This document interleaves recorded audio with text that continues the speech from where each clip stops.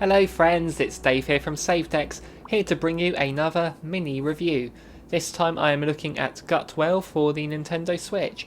A review copy was provided, thank you very much to the publisher, and before we take a look at it, I have plenty more of these videos lined up as well as some cool discussion videos. E3 is just around the corner after all, so please consider subscribing to this channel, it really means a lot. Plenty more to look forward to. So let's take a look at Gutwhale, a game that takes place in the gut of a whale. Oh, so that's why they call it that. It describes itself as an action roguelike.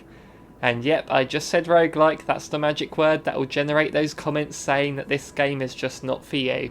But if I had played this game without reading the description first, then roguelike is not a term that would have come to me. This is a very basic game to control. You press B to jump and A or Y to shoot. You can hold B in the air to airwalk, which is essentially a hover. You automatically shoot in front of you, but while you are holding B, you will shoot downwards. This took me a while to get used to. I would have personally liked a different button or holding down to B to shoot down, as some enemies can only be killed from above.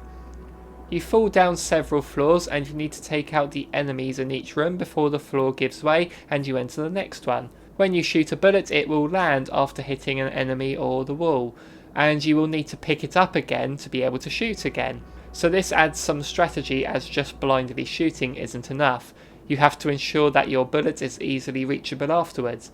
You get 2 hearts, and if you die and respawn, when you respawn you will appear with an extra bullet. You can still only use 1 bullet at a time, but it is always nice to have a spare lying around. When you get to the bottom of an area and clear the screen of enemies, a frog falls down. Don't ask.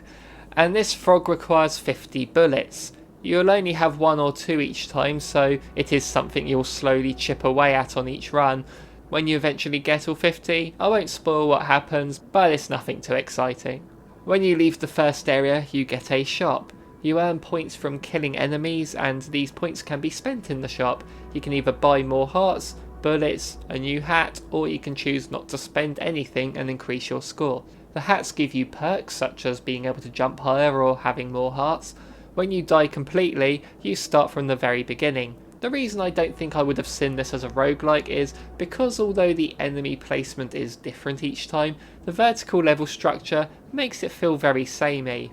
And yes, you are falling down onto an area where the enemy placements you can't know about, but it's very nice that they added a visual clue at the bottom to show you where the enemies will be placed before you fall down. This game has a simple pixel art style with the outside of the screen showing whale guts, so it's not the most appealing game to look at, which was the design choice, but unfortunately I'm not a huge fan of it, and I'm not really keen on the sound in this game either. There's a distorted feel to it, which is clearly because you're inside a whale, so it's done to create that atmosphere, but I found myself wanting the sound off. There are some crazy visuals as well, such as the aforementioned frog you feed, and when you get a game over, a camper van falls on you. I really don't know what that's about. So it is a shame the presentation didn't appeal to me, but what did I think of the gameplay overall? Well, it was simplistic and easy enough to get into, and I found myself getting lost in it and a constant urge to have one more try. I don't know if I was really enjoying it though. Had I not been reviewing, then I don't know how much I would have continued, and once I managed to complete a run, I didn't feel the need to play it anymore. It's not a bad game, but nothing remarkable. It costs £4.99, $4.99, €4.99, which isn't a very high price, but there are better places to spend it. I think the footage I've been showing is enough to tell you whether this is a game for you. It has a unique enough gimmick with the single bullet that you need to recover, and has an addictive nature to it, but I didn't find it to be the most enjoyable experience.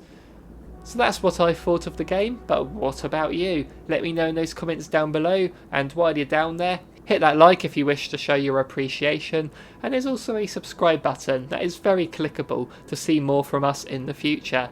Thank you so much for watching everyone, see you in the next one.